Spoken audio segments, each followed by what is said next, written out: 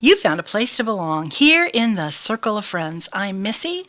I'm with my good friend Beth. And Beth, you brought a guest. I brought a friend. You know, he's been here before, so first time you're a guest, second time you're just part of the table. And today Part of the circle of part friends, of yes. the circle. So today we are so thankful to have Dan Owolabi back at the table. Welcome, Dan. It's good to be here. It's good to have you here. Bring us up to date. Last time you were here, you were part of Branches Worldwide. Right. Starting a worldwide ministry, but you've got some other things going on here. So actually, Dan, just start from the beginning and give us a 2-minute newsreel of Dan Owolabi's life to the present day. Sure. Yeah. So the short version is, I'll start with where I'm at right now. I lead an international nonprofit called Branches Worldwide, and we work with Christian business leaders around the world, helping them use their business as a mission to further God's kingdom in their area. So that's been a ton of fun. Yeah. Traveled to a bunch of countries, got to know a lot of young entrepreneurs. But I also have a business called Owolabi Leadership, and just really excited to be coming out with a book in the next, by the time this airs, it's going to be out. Right. So I'm really excited by that. It's called Authentic Leadership, How to Lead with Nothing to Hide and Nothing to Prove and Nothing to Lose. And, for me, this is just a labor of love, something that I've learned over the years. I learned in school when I got a master's degree in American history and leadership, and learned about what it means to lead as a confident, secure leader, especially when you feel insecurity. I learned a lot when I was pastoring at New Point Community Church and then Walnut Creek Mennonite Church about how to lead with confidence by serving people and helping develop influence in their life. And so just a lot that God's taught me over the years, and I'm excited to put it in a book and hope it's helpful. Okay, so, we love to know where you came from and where you're at in your family. Right now, you're a Malone University grad, aren't you? I am, yeah. And were you, yes, you were a Malone pioneer on the hardwoods, right? I played basketball for 4 years. It was fun. And, basketball is a huge part of my life. That's where I met my wife. She was on the girls' team. I was on the guys' team. She played basketball for the famous Highland Hawks, right? She got to go to state. And so, there's a lot of good things that came from basketball in our lives. But Malone was a big part of that. Just a great community. And I really was able to cut my teeth on leadership and faith and be able to merge those two things together really at Malone for the first time. Wonderful. And now today you are a business leader, you are husband, you're a daddy. I am. Tell us about those two sweet girls. So I've got two little girls. One's Eden, and then the other one is Aniston. Eden is 7, Aniston is 4. And when I left the house this morning, I think Eden had made Aniston into a cat with whiskers, and Eden was a unicorn, and they were running around. I mean, because of COVID-19, we've had so much time to spend with them. And I mean, movie nights and game nights and all that stuff that I know years from now we're going to look back and say, gosh, I'm really glad that I was extra present in this season. So it's been fun. It's gone fast, but we've got the best girls, amazing wife. It's been a lot of fun. I think they might say they have the best dad and amazing husband, too. So I think that just is kind of full circle there. I don't know. We'll see what my wife says. Well, I love that you mentioned the COVID-19. It has changed our worlds. Right. It's a little different than it was weeks ago. It will continue to be different than it was a year ago. Right. We are in a different place. But you are leading in the midst, even though what you do through Branches Worldwide looks different today, doesn't it? Right. So how have you continued to lead in that ministry? In what you do, you're a coach, you're a speaker. Speaking engagements canceled, some rescheduled. Yeah. What lessons have you taken away from this strange season of life we all found ourselves in? Yeah, that's a great question, Beth. So one of the best things about COVID-19 is that it's happened to everybody. Wait a minute. Everywhere. Say that again. We don't often hear best things COVID-19. So That's true. Say that whole sentence again. Yeah. One of the best things that has happened since COVID-19 is the idea that it's happened to everybody, everywhere. And so it gives us the sense of community that we've never had before. For example, we're on calls with people from the Dominican Republic, messaging people in Thailand, and they're all experiencing the same thing at the same time.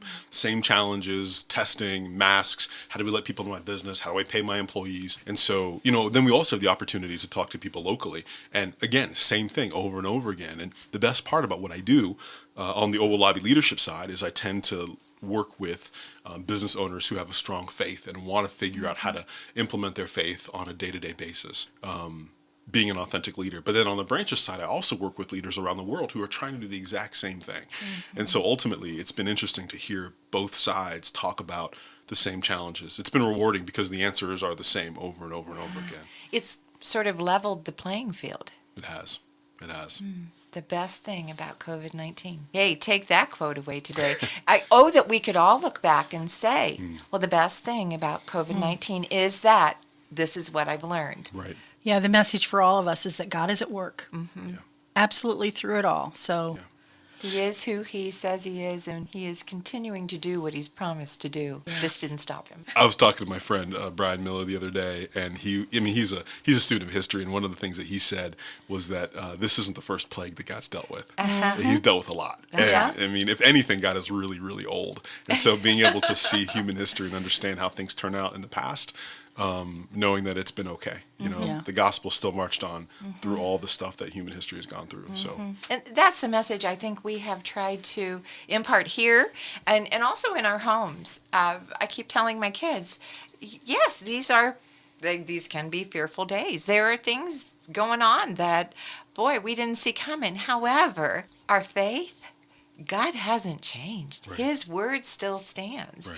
So the challenge we've thrown out over the past couple of weeks here on the radio is, where's your source of truth? Right. Are you turning to the word of God, or have you allowed all the noise of the world to be your source? That source is so important. You got to be able to trust the source. So here we are today with a trustworthy source. Dan Owolabi Leadership, and a new book coming out called Authentic Leadership. We should probably give your website right now, owolabileadership.com. Right. And I always spell your last name wrong, so you want to spell it for us this first time. sure, it's OWOLABILEADERSHIP.com. Very good. Well, leadership and .com I get right every time, but OWOLABI, Owolabi, just like it sounds. You'd be amazed how difficult it is. But I mean, I wish everyone could have the last name Beachy, but that's just not. Well, even Beachy, I spell it is different than the rest. E-E-E-A? Oh, that's true. That's true. Yeah. Yeah, so, Smith. Yeah. Smith or Smith Miller. would be great, yeah. There we go. So this book is available on Amazon and available at Christian bookstores when Christian bookstores open up again. That's right. We would love for our listeners to always support the local businesses, especially in a time like this. But if you can't get it from there, hey, it is on Amazon, and you should order it because this guy's pretty great. Tell me, Dan, when was this book birthed in your spirit?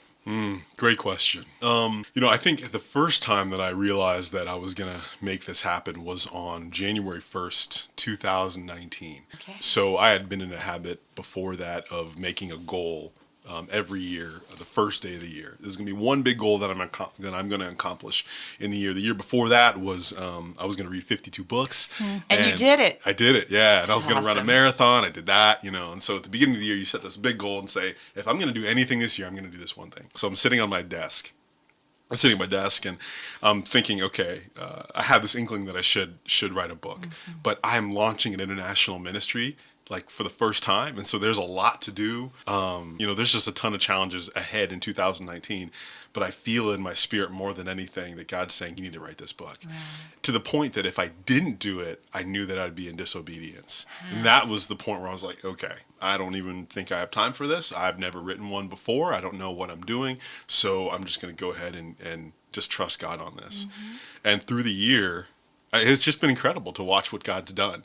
I mean, still launched branches worldwide, still, grew that, with God's help. And it's been a lot of fun. But being able to write the book in Thailand and then turn around and write it in Jamaica, and finish it in Nicaragua. I mean, that kind of stuff is like, I just would never have thought. But yeah, God has given me plenty of time and plenty of experiences and a great wife who's given me tons of flexibility to get it done.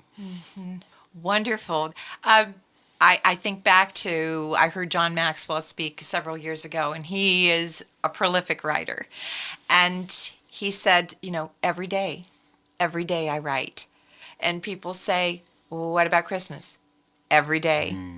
Every day I write. Is that something you implemented? I've heard him say that before, and I think that's an excellent habit. Yeah, that's something that I did. If it was sitting down and actually hammering out the manuscript, that's one thing. Sometimes it's, I've got an idea, I need to write this down. Sometimes it's forcing yourself to say, I've got to have some new thoughts today. But yeah, every day was let's get something down on paper. Let's make this happen. So it takes an intentionality. It does. So I have to tell our listeners, Dan walked in the door today and I said, I know you're a great leader and I want my son to listen to your podcast. I want my kids to follow you because you're awesome. And really he is. He's a man who loves the Lord and loves his family and just he was created to lead. So when I say Dan Owolabi is awesome, he serves an awesome God, and God has created him for great, great things. He's wonderful. But I also told him, I'm not going to follow you in this one place that you're leading. Because he committed to a 5K every day in May. That's Dan, right. Yeah. you go. Yeah. And I mean, it's an adjustment. I've run before. Obviously, ran that marathon, but I mean, when you run every day, it's not so much the miles; it's the everyday piece of it. Like, man, some days the last thing you want to do is to put shoes on at 10 o'clock at night and go out and run 3 miles because you said you were going to. Like that's. But at the end of the day, that kind of discipline is really what shapes your character. And now we know why Dan is. Beth is Dan's biggest fan. Discipline. You got it. Discipline. Yeah, we have that Hebrews 12:11 verse that floats around here. No discipline seems pleasant at first, but painful. Yet in the end, there's a harvest of peace and righteousness for those who are trained by it. That's and right. it's that word trained. That's what this intentionality, whether it's writing every day or a 5K every day in May, or I guess I've embraced it in my own life in reading the Word every day. I mean, we don't have to look to Dan Owolabi to set the goal. We look to the Lord and say, Lord, what is it that you want me to find that discipline that doesn't seem pleasant at first, but painful? Right. But you have a harvest waiting if I'm just willing to be trained by it. Right. Ladies and gentlemen, we are just so excited to be here at this table with you today and with Dan Owolabi as our guest. It's time to take a little break, but when we come back, we're going to hear more from Dan Owolabi, author of Authentic Leadership, a book that you can find on Amazon, or you can follow him on owolabilleadership.com. He's found a place to belong here in the Circle of Friends, and so have you. Thanks for joining us at the table. What should I wear? Our boutique at the Village Gift Barn has the answers. Arriving daily, our clothing is a delight. You will enjoy our wide variety and the uniqueness of each style. We offer many accessories to complete any outfit. Your answers can be found in our boutique that is never ordinary. Village Gift Barn, Berlin, Ohio.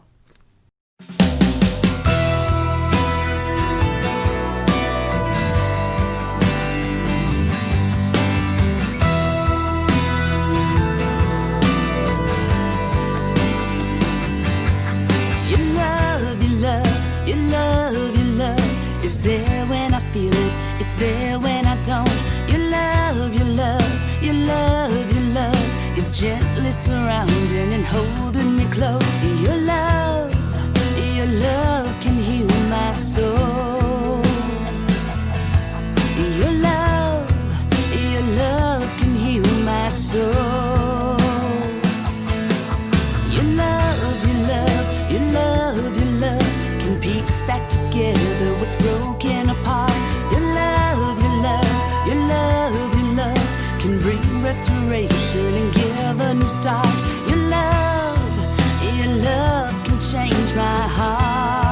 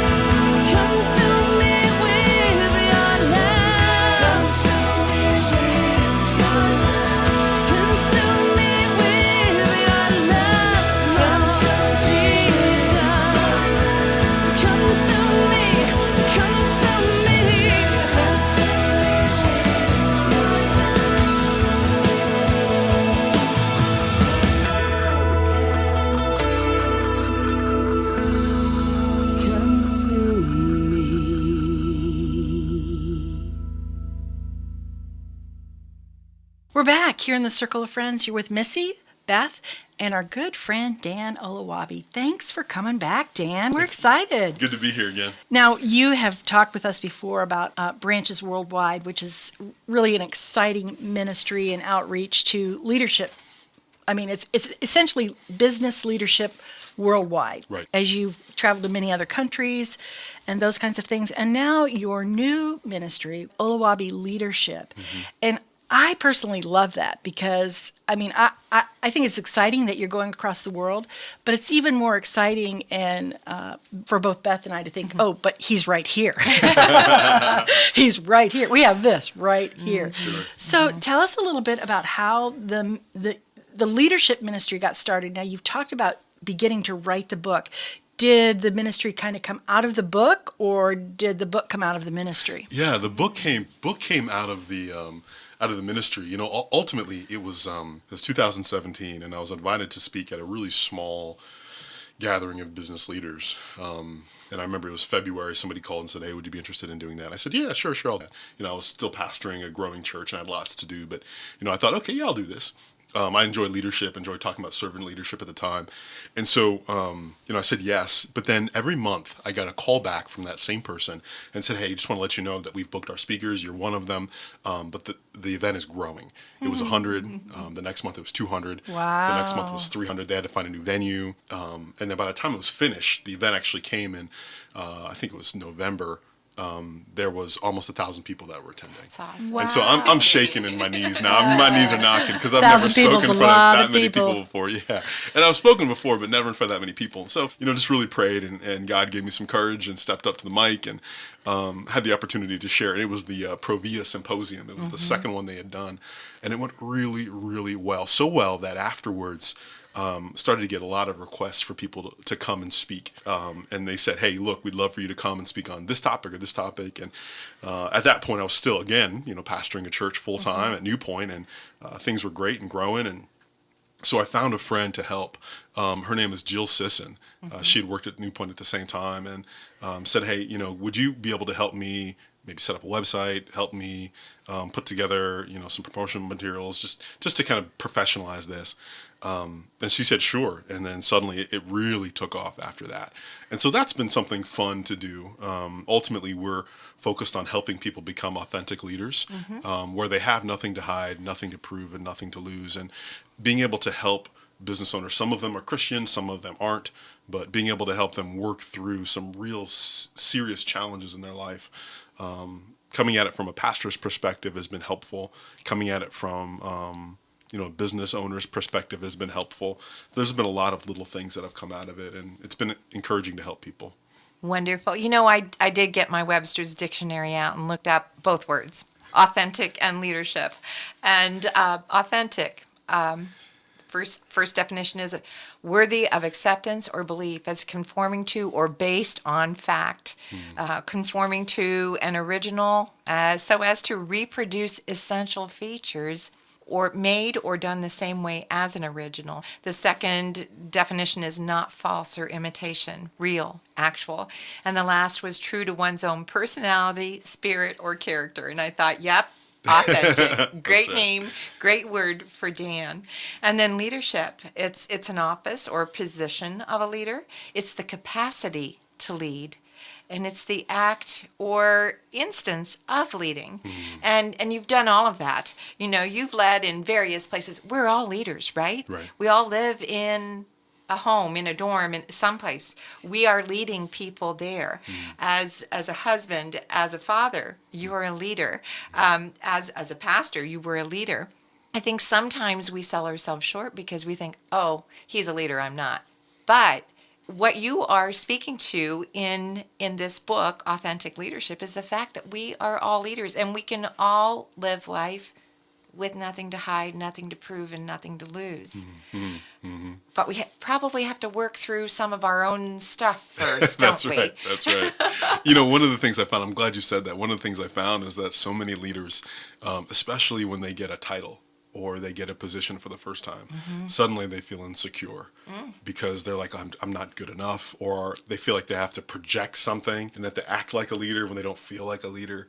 And what this book does is it helps people close the gap, and it helps them say, look, there's the real you, and then there's the perceived you.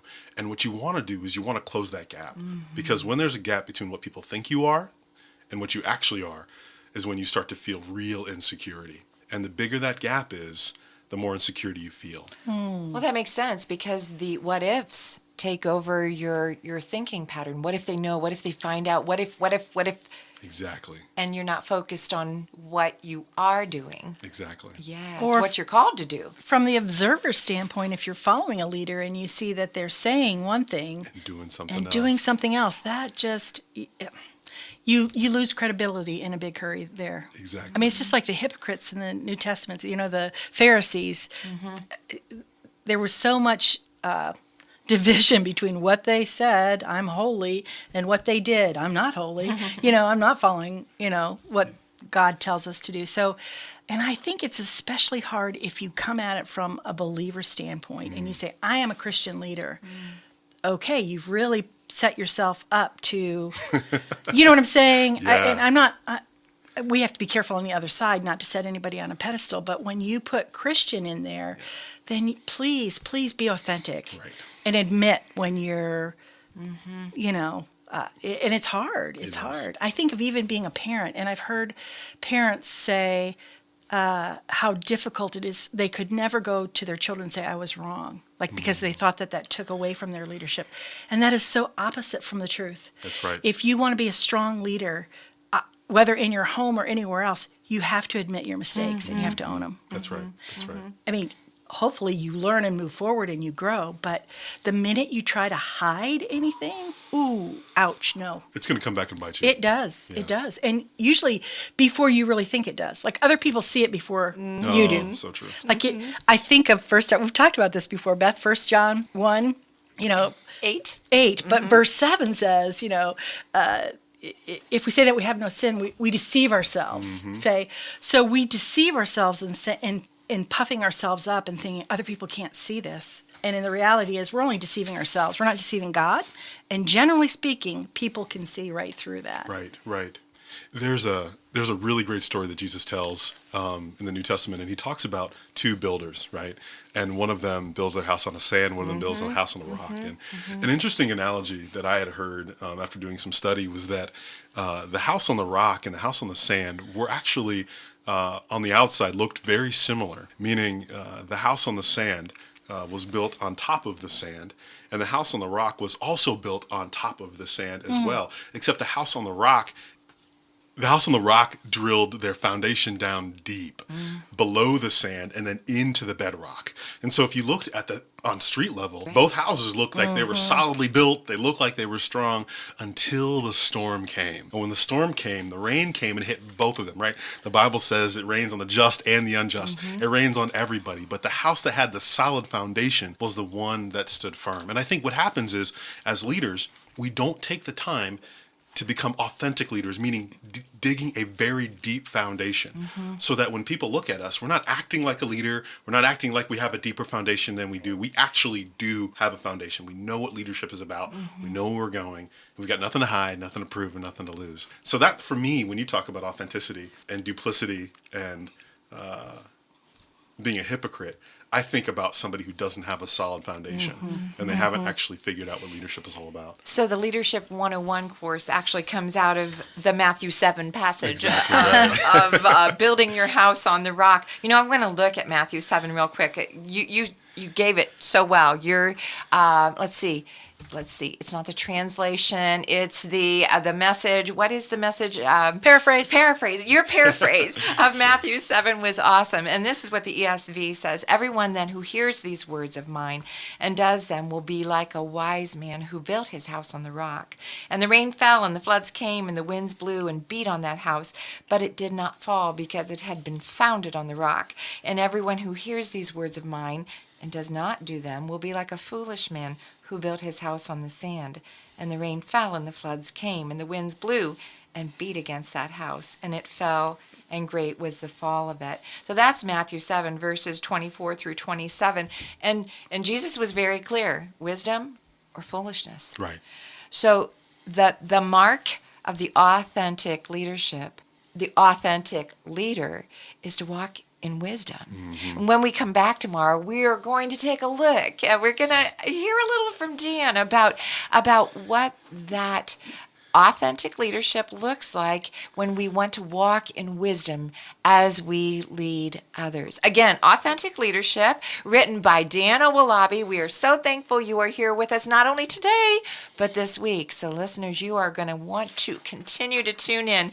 You can find Dan's book on Amazon, Authentic Leadership, or you can check out his website, owolabileadership.com. Owolabi is spelled Owolabi, leadership.com. You will not regret the decision to search out this guy because, folks, he's an authentic leader, created for such a time as this.